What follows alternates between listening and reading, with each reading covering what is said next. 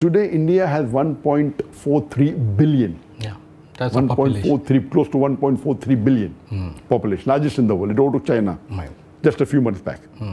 But in terms of Muslim, officially it's number 2 or number 3, unofficial number 1. Compared to Nigeria, I know there is always a difference. So what is the population? So Christians say we are 50%. And Muslims say Christians say we are 50-50. You ask the Muslims say we are 60 and they are 40. If you go in the net, if you go to, they will say Muslims are 50%, 45% are Christian, and 5% are other religion. But I would say, being in the situation, the Muslim may be close to 60%.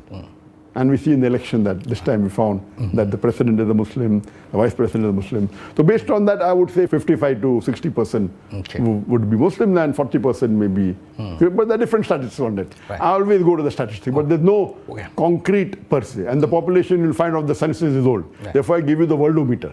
The population is 200 and some 8 million, 9 million, depending upon which year it is. So I give you the statistic, the worldometer, which changes every second or every minute.